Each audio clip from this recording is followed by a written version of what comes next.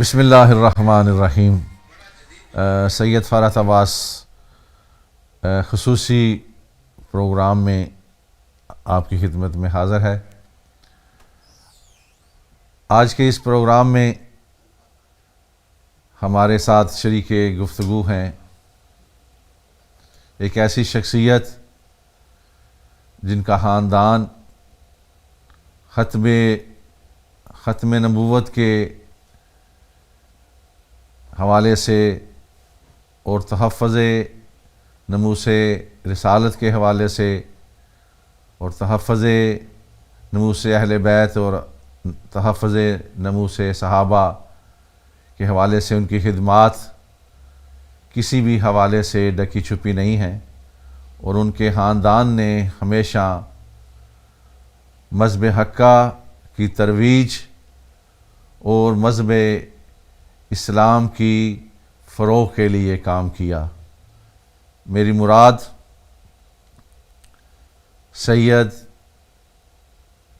صاحبزادہ سید سعید احمد شاہ گجراتی، جو کہ 3 بار اسلامی نظریاتی کونسل کے ممبر بھی رہ چکے ہیں، اور اس کے علاوہ حالیہ دنوں میں انہیں صدر پاکستان نے گولڈ میڈل سے بھی نوازا۔ اس کے حوالے سے بھی ان سے گفتگو فرمائیں گے۔ سب سے پہلے میں شاہ صاحب کو اس پروگرام میں خوش آمدید کہتا ہوں۔ شکریہ حضرت صاحب، آپ کا بہت شکریہ کہ آپ اپنی بے انتہا مصروفیت کے باوجود آج یہاں تشریف لائے۔ ہم تہ دل سے آپ کے شکر گزار ہیں۔ جس طرح آپ کافی دنوں سے یہاں انگلینڈ میں تشریف لائے ہوئے ہیں، اور ہم کوشش کر رہے تھے کہ آپ سے رابطہ اور آپ کو یہاں پہ مدعو کیا جائے، اور آپ کا بہت شکریہ ایک دفعہ پھر کہ آپ یہاں ہماری ریکویسٹ پر تشریف لائے۔ سب سے پہلے میں جو آپ کا خاندان ہے اس کی جو مذہبی خدمات ہیں اس کے حوالے سے آپ سے گزارش کروں گا کہ وہ ہمارے ناظرین تک پہنچائیں۔ بسم اللہ الرحمن الرحیم۔ رب اشرح لی صدری ویسر لی امری واحلل عقدۃ من لسانی یفقہوا قولی۔ سب سے پہلے فرحت عباس صاحب، آپ کا میں شکریہ ادا کرتا ہوں کہ آپ نے مجھے ڈی ایم نیوز جو کہ اردو چینل ہے اس پر انوائٹ کیا اور یہاں کچھ کہنے کے لیے مدعو کیا۔ اللہ تبارک و تعالیٰ آپ کو اس چینل کو اور زیادہ برکت عطا فرمائے۔ آمین۔ جو سوال آپ نے خاندان کے متعلق کیا ہے، میرے دادا حضرت پیر سید ولایت علی شاہ صاحب رحمۃ اللہ علیہ ایک صوفی بزرگ ہستی تھے، اور انہوں نے 1910 میں گجرات میں انجمن خدام الصوفیہ کا مدرسہ قائم کیا۔ آپ حضرت امیر ملت پیر سید جماعت علی شاہ صاحب رحمۃ اللہ علیہ کے ہاتھ پر بیعت ہوئے اور پھر دینی خدمات کو شروع کیا، اور میرے والد گرامی صاحبزادہ سید محمود شاہ صاحب گجراتی رحمۃ اللہ علیہ ایک مذہبی شخصیت بھی تھے، اور اس کے ساتھ ساتھ ان کی سیاسی خدمات بھی تھی۔ حضرت امیر ملت پیر سید جماعت علی شاہ صاحب کے فرمانے کے مطابق آپ نے تحریک پاکستان میں حصہ لیا، اور 1946 میں 1946 میں آپ نے گرفتاری پیش کی۔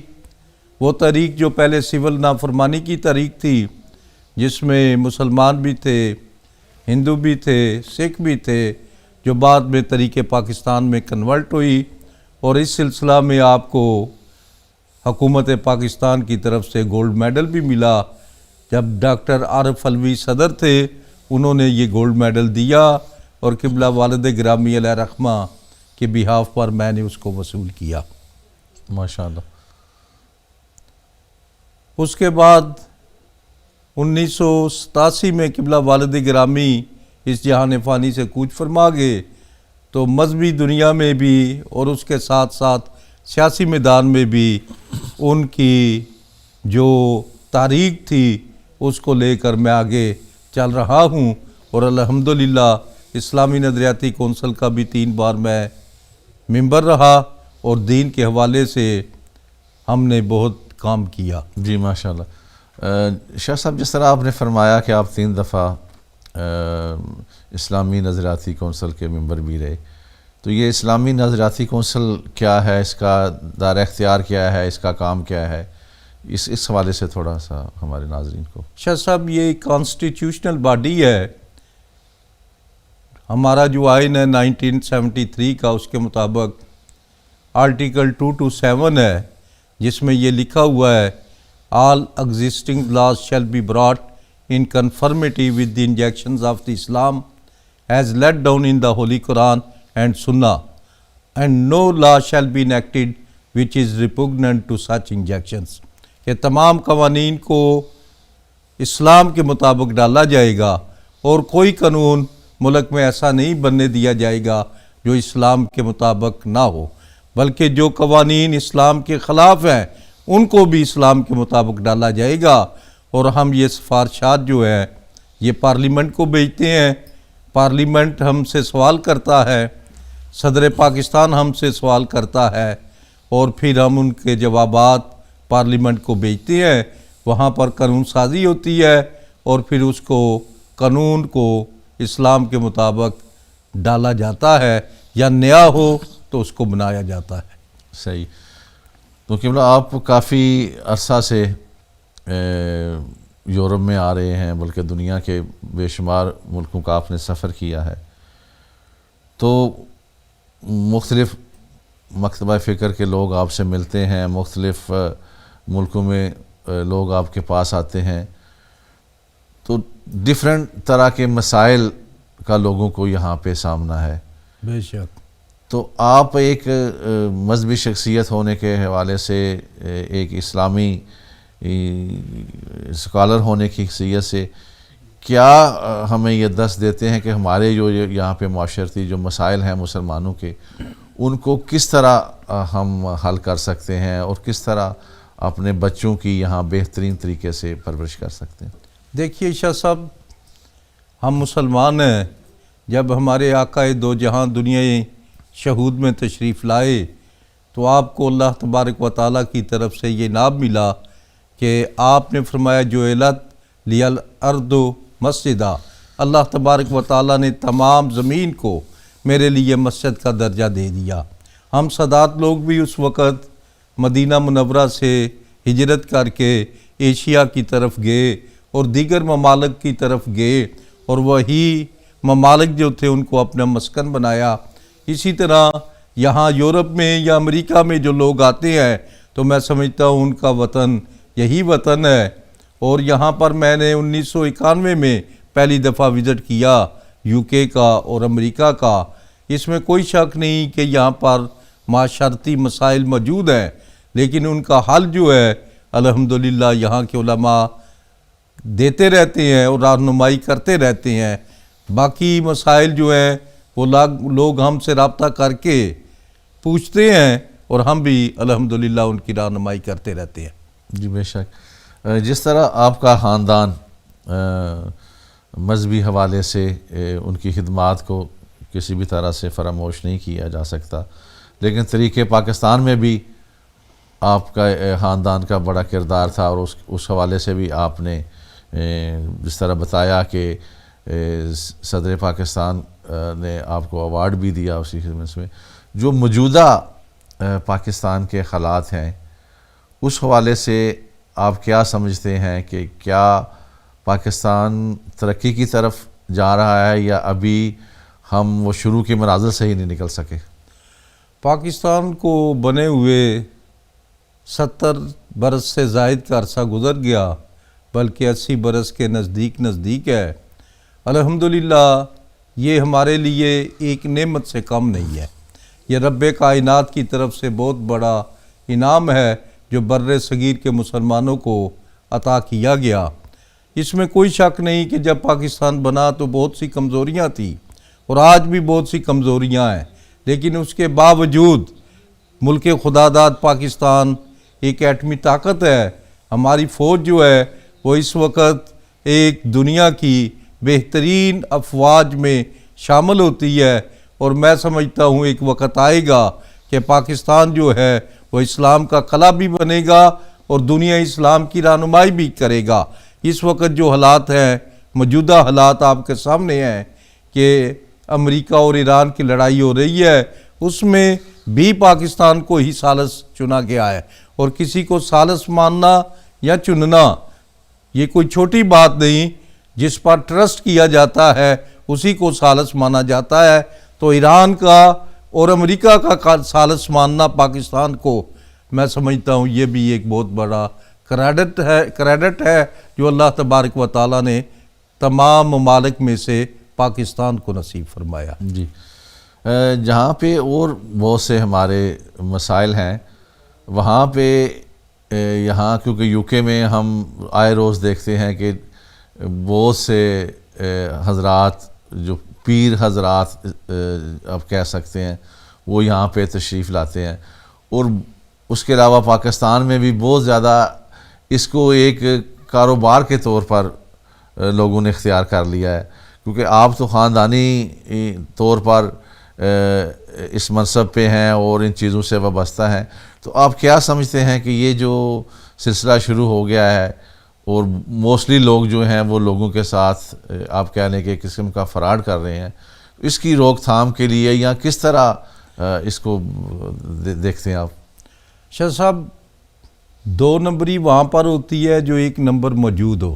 میں آپ کو مثال دیتا ہوں کہ دیکھیے پاکستانی کرنسی موجود ہے، اگر اصلی کرنسی موجود ہے تو جعلی کرنسی بنتی ہے، تو اس کو یہ بات ثابت کرتی ہے کہ اصلی پیر بھی موجود ہے، اصلی مذہبی پیشوا بھی موجود ہے، اور اصلی پیشوا ہے کہ جن کی وجہ سے الحمدللہ آج اسلام جو ہے وہ پوری دنیا میں ترقی پا رہا ہے۔ ختم نبوت کے حوالے سے آپ نے بات کی، میرے والد گرامی 1952 میں بھی طریقے ختم نبوت میں انہوں نے کام کیا، اور مسلم لیگی ہوتے ہوئے اس وقت کی مسلم لیگ جو 1992 کی تھی، آپ اس وقت آل پاکستان مسلم لیگ کے بھی ممبر تھے اور صوبائی مسلم لیگ کے بھی ممبر تھے، جو اس وقت ایم این اے اور ایم پی اے کے برابر تصور کیا جاتا تھا۔ آپ نے ختم نبوت کے لیے اس وقت بھی کام کیا۔ 1974 میں جب بھٹو صاحب کا دور تھا تو بھی آپ طریقے ختم نبوت میں آپ نے کام کیا، آپ کو جیل میں بند کر دیا گیا، آپ نے قید و بند کی صعوبتیں برداشت کی، لیکن تمام مطالبات منظور ہونے کے بعد آپ سیالکوٹ جیل سے رہا ہوئے، اور الحمدللہ ایک وہ مسئلہ جو ایک درینہ مسئلہ تھا وہ پایہ تکمیل تک پہنچا، اور اس پر اجماع امت ہوا کہ قادیانی جو ہے وہ غیر مسلم ہے۔ اور اس وقت میرا یہاں پر آنے کے دو مقاصد تھے۔ دوسرا بڑا مقصد جو تھا وہ ختم نبوت کی کانفرنس تھی جو کل ڈیوزبری میں ہوئی، اور الحمدللہ یہ کانفرنس شایان شان طریقے کے ساتھ ہوئی، اور ہم نے لوگوں کو بتایا کہ ہمارا اور قادیانیوں کا کیا مسئلہ ہے۔ دیکھیے، ہم کہتے ہیں ٹھیک ہے قادیانی ایک مذہب ہے، ہمیں ان پر کوئی اعتراض نہیں، لیکن کم از کم وہ یہ ایکسیپٹ کریں کہ وہ قادیانی ہے، غیر مسلم ہے۔ جب وہ غیر مسلم اپنے آپ کو ایکسیپٹ کریں گے تو آئین کے مطابق جو پاکستان کا آئین ہے اس کے مطابق ان کو پاکستان میں بھی حقوق حاصل ہے، اس کے مطابق وہ اپنی زندگی بسر کر سکتے ہیں۔ صحیح۔ شاہ صاحب، جس طرح ہم سب کا خدا ایک ہے، رسول اللہ صلی اللہ علیہ وآلہ وسلم پر ہم سب ایمان رکھتے ہیں، قرآن پر ایمان رکھتے ہیں، تو پھر کیا وجہ ہے کہ یہاں میں اپنے مانچسٹر کی بات کرتا ہوں کہ مسلمان کٹھے کیوں نہیں ہیں، علماء کٹھے کیوں نہیں ہیں؟ موسٹ چھوٹے چھوٹے جو چیزیں ہیں ان پہ بھی بہت زیادہ اختلافات ہیں، چاند دیکھنے تک کے اختلافات ہیں، تو یہ کس طرح ہم اکٹھے ہو سکتے ہیں؟ شاہ صاحب، سب سے پہلی یہ بات ہے کہ الحمدللہ یہ ایک پراپوگنڈا ہے کہ مسلمانوں کا اتفاق نہیں ہے۔ مور دین 90% ہمارے معاملات جو ہیں وہ ایک جیسے ہیں، اور اس پر کوئی کسی قسم کی دو رائے نہیں ہے۔ فروعی اختلافات ہیں، فقہ کے اختلافات ہیں، اور فروئی اختلافات کوئی بڑی بات نہیں، اختلاف امتی رحمہ، یہ میرے آقا کا فرمان ہے۔ میری امت کا کسی مسئلے پر اختلاف کرنا بھی حق کی جستجو کے لیے ایک رحمت ہے، اور میں سمجھتا ہوں اس کو اختلاف ہونا چاہیے، اختلاف رائے کی حد تک مخالفت نہیں ہونی چاہیے، اور ایک دوسرے کا احترام ہونا چاہیے، تمام مسالک کا باہمی اتفاق و اتحاد، محبتیں، اخوتیں ہونی چاہیے، اور ایک دوسرے کا ہمیں احترام کرنا چاہیے۔ کیا اس میں کچھ مالی جو ہیں وہ فائدے شامل تو نہیں ہیں؟ جو اختلافات ہیں اس کی بنا پر تو نہیں ہے کہ ہر کوئی اپنا علیحدہ سے ایک سسٹم رکھنا چاہتا ہے، اگر اکٹھے ہو گئے تو صاحب میرے آقا کا فرمان ہے انما الاعمال بالنیات، اعمال کا دار و مدار جو ہے وہ نیتوں پر ہے۔ اگر ایک بندے کی نیت جو ہے وہ اچھی ہے تو اللہ تبارک و تعالیٰ اس کو اجر عطا فرماتا ہے، اگر اس کی نیت جو ہے اچھی نہیں ہے تو اس کا معاملہ خدا کے سپرد ہے۔ دیکھیے حدیث پاک میں آتا ہے کہ قیامت کے دن ایک مذہبی آدمی یعنی عالم دین، اس کا مطلب ہے علماء کا ایک طبقہ، اسی طرح سخیوں کا ایک طبقہ، ایک شہید یعنی شہیدوں کا ایک طبقہ، وہ جہنم میں جائے گا۔ یا الہی انہوں نے تو دین کے لیے کام کیا، علماء نے کام کیا، سخی نے اپنا مال دیا، اور جو شہادت جس نے حاصل کی اس نے تو اپنی جان تک قربان کر دی، اس کے لیے آخرت میں یہ جہنم کیوں ہے؟ تو خداوند قدوس ارشاد فرمائے گا کہ اس نے دنیا کے لیے کیا، دنیا میں اس کو وہ مل گیا، جس نے مال کے لیے کام کیا اس کو مال مل گیا، جس نے اپنی شہرت کے لیے کام کیا اس کو شہرت مل گئی، جس نے نام نامی کے لیے کام کیا اس کا نام نامی ہو گیا، لیکن آخرت میں اس کے لیے کچھ بھی نہیں ہے۔ لہذا میں سمجھتا ہوں جو مال لے کر دین کا لبادہ اڑ کر کام کرتے ہیں ان کا معاملہ خدا کے سپرد ہے، اور جو دین کی بقا کے لیے، اسلام کی حفاظت کے لیے کام کر رہے ہیں، انما الاعمال بالنیات، اعمال کا دار و مدار جو ہے وہ نیتوں پر ہے۔ دنیا میں بھی اللہ تبارک و تعالیٰ ان کو اجر عطا فرماتا ہے، اور آخرت میں بھی اجر عطا فرمائے گا۔ بے شک۔ اچھا، یہاں پہ مختلف قسم کے مسائل ہیں جو یہاں کی کمیونٹی ہے۔ موجودہ دور میں جو سب سے بڑا جس سے لوگ پریشان ہیں وہ بچوں کی تربیت کے حوالے سے ہے، کیونکہ بچے جو ہیں وہ سارا دن اسکول میں ہوتے ہیں اور گھر سے باہر ہوتے ہیں، تو زیادہ تر ان کا وہ جو معاشرے کا جو ان پہ اثر ہے وہ بیرونی معاشرے کا ہے۔ تو ہم کس طرح اپنے بچوں کی دین اسلام کے مطابق یہاں پہ رہتے ہوئے تربیت کر سکتے ہیں؟ فرحت عباس شاہ صاحب میں نے دیکھا ہے، ابھی میں بریڈ فورڈ سے آ رہا ہوں، وہاں پر کم از کم 32 مساجد ہیں ایک چھوٹے سے شہر میں، تو جہاں پر اتنی زیادہ مساجد ہیں وہ دین کا کام کر رہے ہیں، اس کے ساتھ ساتھ اسلامی سکول ہیں وہ تربیت کر رہے ہیں۔ اس میں کوئی شک نہیں، دیار غیر میں پرابلمز بھی ہیں، وہ بھی اپنی جگہ پر موجود ہیں، لیکن علماء کرام الحمدللہ یہاں دیار غیر میں رہ کر دین کا کام کر رہے ہیں۔ اور آپ اگر پاکستان میں چلے جائیں تو مجھے اتنے بچے مسجد میں یا مدرسے میں نظر نہیں آتے جتنے بچے یہاں یو کے میں مجھے اسلام کی تعلیم حاصل کرتے ہوئے نظر آتے ہیں۔ تو میں سمجھتا ہوں یہ ہمارے لیے ایک مثبت پہلو ہے، اور اس میں فکر مند نہیں ہونا چاہیے۔ اللہ تبارک و تعالیٰ کی برکتیں شامل ہوں گی، آپ توجہ دیں اپنی اولاد کی طرف، اور الحمدللہ میں سمجھتا ہوں جو لوگ اپنی اولاد کو وقت دیتے ہیں، توجہ دیتے ہیں، اس تربیت کا اثر ہوتا ہے، وہ انشاءاللہ ایک اچھے مسلمان ثابت ہوں گے۔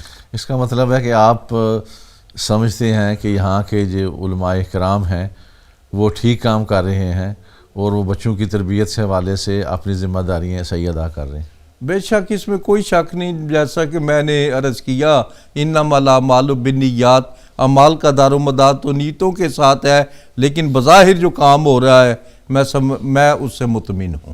مجبور قبلہ صاحب، ابھی جو ڈیفرنٹ معاشرتی مسائل ہیں اس کے حوالے سے آپ سے گفتگو ہم کر رہے ہیں، تو ایک مسئلہ یہاں پہ نوجوان بچوں کی شادیوں کا بھی ہے، کہ بہت زیادہ بچے ایسے ہیں جن کو اپنی شادیوں کے حوالے سے والدین کو پریشانیوں کا سامنا ہے کہ کف نہیں مل رہے، اس طرح بچوں کی تربیت نہیں ہو پا رہی، بچیاں زیادہ پڑھ گئی ہیں تو بچے اس طرح سے نہیں پڑھے. تو آپ کیا اس کا حل دین اسلام کے حوالے سے کیا تجویز شاہ صاحب، میں سمجھتا ہوں یہ مسئلہ صرف یو کے میں نہیں ہے، یہ پوری دنیا میں ہے مسئلہ.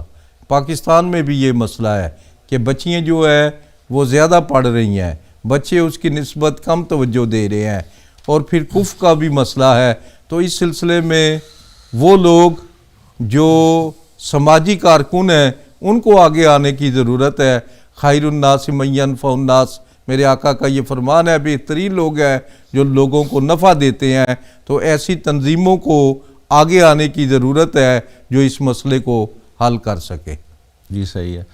تو جو موجودہ دنیا کے حالات ہیں اس وقت، آپ کیا سمجھتے ہیں کہ اسلامی ممالک کا کردار کس طرح کا ہے اس میں؟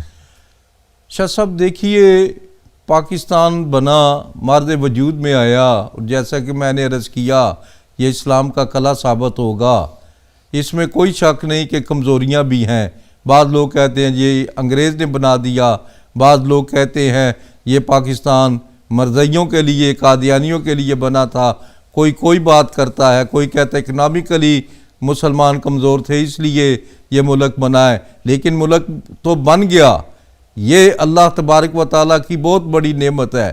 ایٹمی قوت بھی بن گیا، ایک مضبوط فوج ہے. انشاءاللہ ایک وقت آئے گا کہ یہ دنیا اسلام جو ہے اس کو پاکستان رہنمائی بھی کرے گا، اور ایک پلیٹ فارم پر دنیا اسلام کو آنا پڑے گا. اور اس وقت یہ حالات بن رہے ہیں کہ مسلمانوں کے اندر یہ سوچ پیدا ہو گئی ہے کہ ہمیں ایک پلیٹ فارم پر آنا چاہیے. اگر ہم ایک پلیٹ فارم پر آئیں گے تو دین کی بھی بقا ہے، اسلام کی بھی بقا ہے. اگر ہم آپس میں منتشر رہے تو پھر ایک ایک کر کے ہم اور زیادہ کمزور ہوتے چلے جائیں گے. یعنی کہ اس وقت مسلمان اس طرح متحد نہیں ہیں جس طرح کے مسلمان ممالک کو ہونا چاہیے.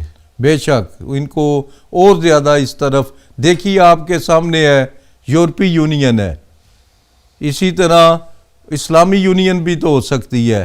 ان کا ایک پلیٹ فارم ہو سکتا ہے. پلیٹ فارم موجود ہے OIC کا پلیٹ فارم، لیکن اس کو افیکٹو کرنے کا اور اس کو زیادہ مضبوط کرنے کا پروگرام ہونا چاہیے. اور اگر OIC مضبوط ہوگی تو پوری دنیا اسلام کے مسلمان مضبوط ہو جائیں گے.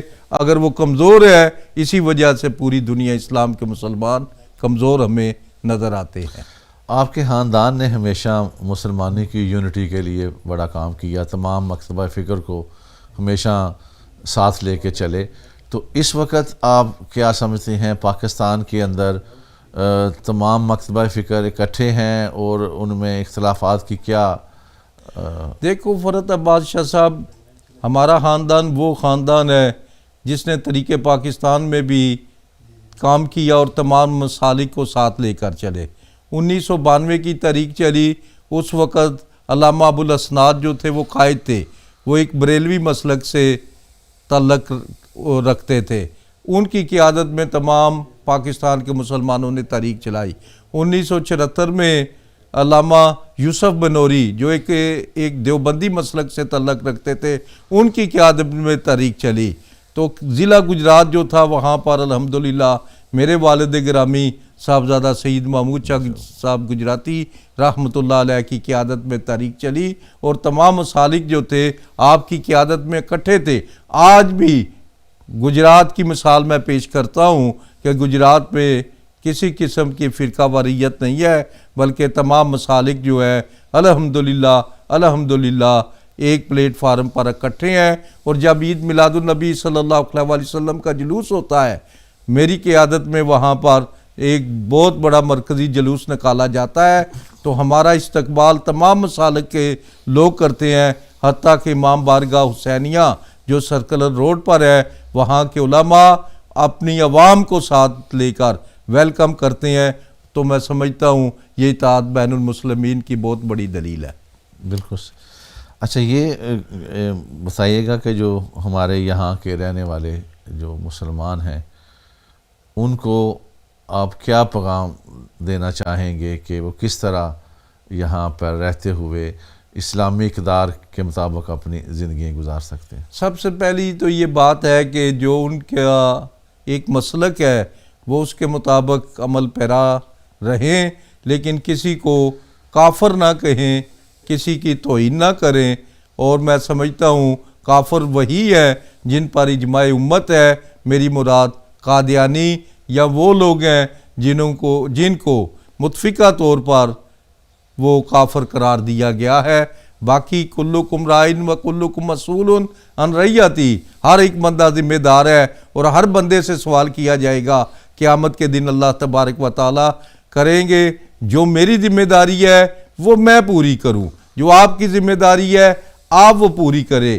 جو اسی طرح یہاں یہ جو چینل ہیں ان کی ذمہ داری ہے یہ اپنی ذمہ داری پوری کریں. تو تمام لوگ اگر اپنی اپنی ذمہ داری پوری کریں گے تو انشاءاللہ وہ وقت دور نہیں ہے کہ جب اسلام ترقی کرے گا پاکستان میں بھی، دیار غیر میں بھی، اور ایک وقت آئے گا کہ اللہ تبارک و تعالیٰ پاکستان یہاں مسلمانوں کو، پوری دنیا اسلام کے مسلمانوں کو غلبہ عطا فرمائے گا. یہ میں نہیں کہتا، یہ خداوند قدوس کے پیارے نبی کا فرمان ہے. اور کائنات بدل سکتی ہے، زمین پھٹ سکتی ہے، آسمان تباہی کے لیے جبڑے کھول سکتا ہے، لیکن سرکار کا فرمان کبھی غلط ثابت نہیں ہو سکتا. جی ماشاءاللہ، بہت شکریہ صاحبزادہ پیر سید سعید احمد شاہ گجراتی ہمارے آج یہاں اس پروگرام میں خصوصی مہمان تھے، اور انہوں نے بڑی جو ہے وہ بہترین مختلف موضوعات پر گفتگو فرمائی اور ہم نے استفادہ کیا. ہم ایک دفعہ پھر تہ دل سے ان کے شکر گزار ہیں کہ وہ یہاں تشریف لائے. دعاؤں میں یاد رکھیے گا. اللہ حافظ.